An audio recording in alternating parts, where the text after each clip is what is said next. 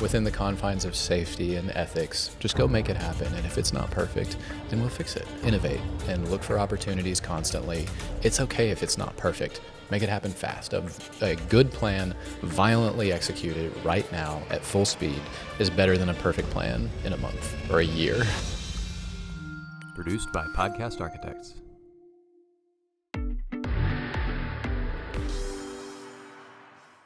Welcome back to the Hit the Gas podcast, produced by Podcast Architects. I'm joined today in Omaha, Nebraska by Ben Wiggins. Hello, How are Cullen. you doing? I'm great, man. The day has been a big success so far. Good. So I want to talk a little bit today about core values and how you see those in business and in your personal life as well. So what are your core values in business? Well, our core values as a company are, and I'll just take a quick spin through these and we can talk about them in more detail if you want. Sure. Our number one is good faith. Say what you mean, do what you say. Founder mentality. Take responsibility at the highest level you can comprehend in terms of how to drive success for the business, and do that in a way that's generally unselfish. That really is thinking of the company and your colleagues first as much as possible. Gentle warriors. Be strong and look to help others. Stand up. Be prepared to stand up for yourself and be sincere. Empathize, care, solve, and what that means is just consider the person. Do your best to think about the other people that are around you and to express empathy for the problems they may be dealing with, and then also understand that there's a business to run, and there comes a point at which we're at a certain point. We're just complaining, and we need to move to solutions. But broadly, emotional intelligence is very important to us. And then hit the gas, the final core value for us as a business, and I would say it's a good sort of rounding out core value for me individually as well, is just go within the confines of safety and ethics. Just go make it happen. And if it's not perfect, then we'll fix it. Innovate and look for opportunities constantly.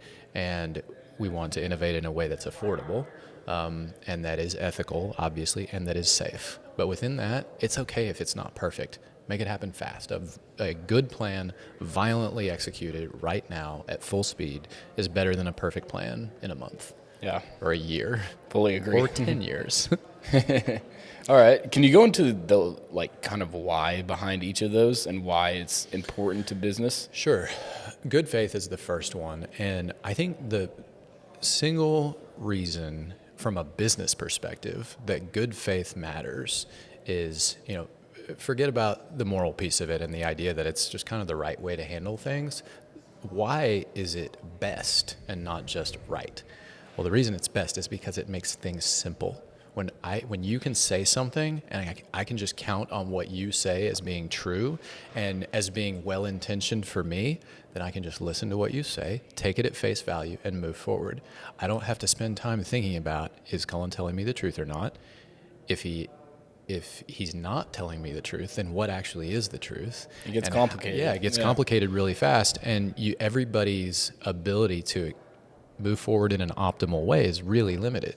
So good faith is that's the most economic way for everyone to do business. If everyone can take everybody else at face value, then we can all operate at peak efficiency.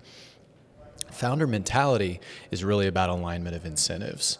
And what it is if you are bringing on people, so as an employee, the best way to make sure that you're executing your job in a way that that is best for the company, so to speak, is to do your best to think like a business owner and to think like the owner of your business would think, and not just think in terms of how can I do the job that I've been asked to do, but how can I do it in a way that is most helpful for the business. The other side of that coin as an owner is you always have to be acting based on what's called expectancy theory. And in order to maximize satisfaction for your employees, you have to think about three things. The first one is, does an employee feel like if they increase their effort, incrementally, that they will do their job that much better? By trying hard to do the job well, can they be the best at their job that they can be? Does a difference in effort make a difference in performance? That's part one. Part two is, does a difference in performance mean that they will be rewarded appropriately? And appropriately is a little fraught, but mean that they will receive a reward of some kind, that there's an incentive for them to actually perform better at their job. That's part two. Okay. Part three is the incentive something that they actually care about? So if you connect all of those dots, what you're coming back to is, if I try harder, will I get things I care about? Yeah. And so as a business owner, you need to constantly consider expectancy theory, because that is what drives satisfaction for your employees and for your partners and all the rest. But in terms of it, so it's really kind of founder mentality in reverse. It's, think about, as a business owner, are you providing incentives in ways that help your employees? And founder mentality is the inverse of that. So it's really two sides of the same coin. Gentle warriors, the why of that, there's a strength, a personal strength is helpful in that it really is about relationships, and there is a level of respect for each other that is necessary in order to execute work properly. And so it's really about being a servant, but also commanding a certain degree of respect yourself. And you can, there is a level of humility that you can reach if you are prepared to stand up for what you believe in to the highest possible degree. You can go to the wall for your clients, I believe, if you're willing to, frankly, to fight and die for the things that you care about. You can go to places for your clients and for your coworkers and for your partners in ways that you can't otherwise. There's a level of performance and a level of service that enables. And, maybe that sounds cheesy to some people, and I don't care.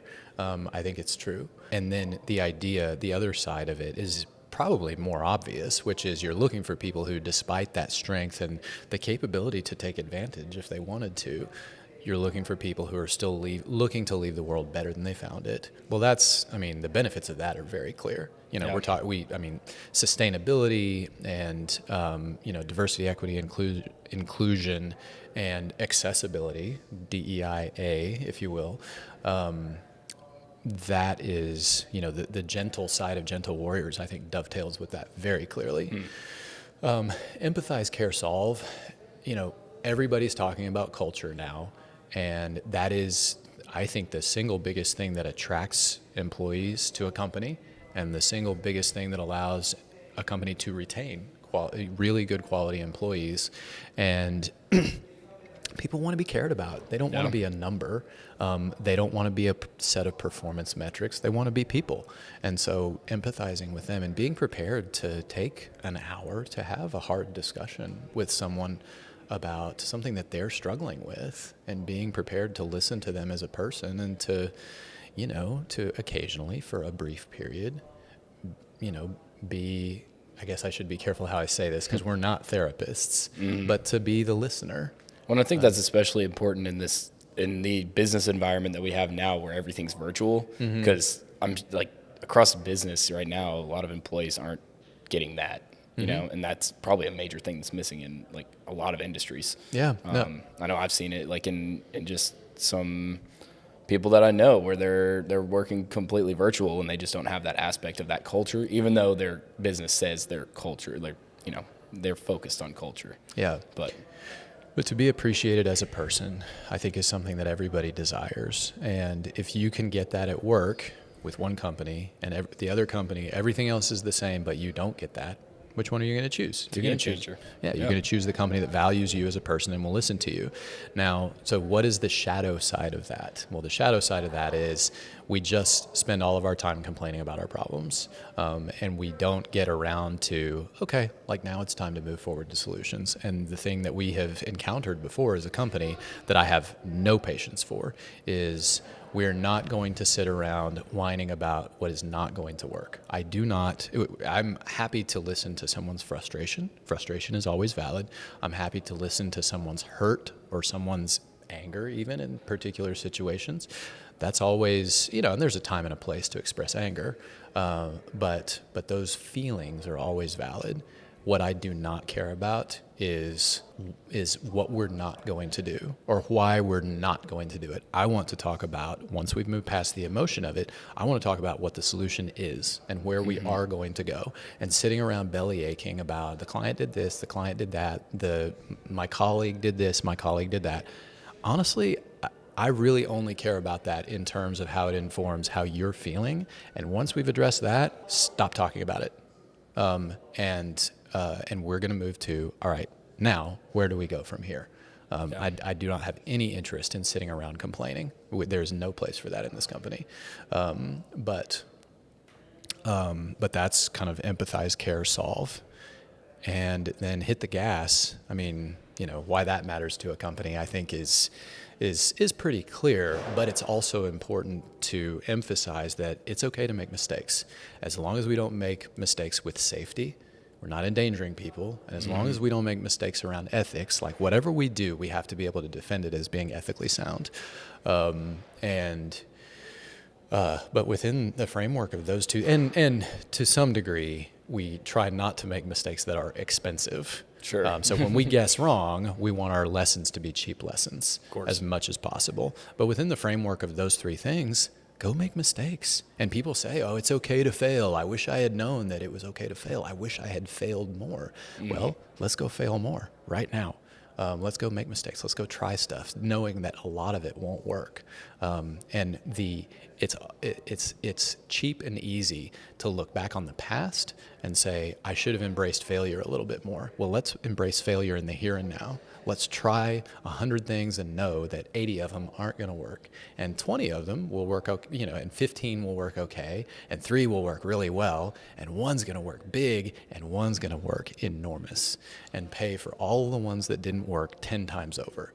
So just try stuff, and then also have the patience to stick with it, to figure out, all right, how can we iterate on this? How can we make it better? How can we make it higher value? And how can we use it to really meet a market need that is compelling? Yeah. So does that answer your question? Awesome. Yeah, for sure. Above and beyond. I think that's our time for this podcast episode. So thank you for tuning in to the Hit the Gas podcast. And thank you, Ben, for your time. Thanks, Cullen. Appreciate the opportunity. Produced by Podcast Architects.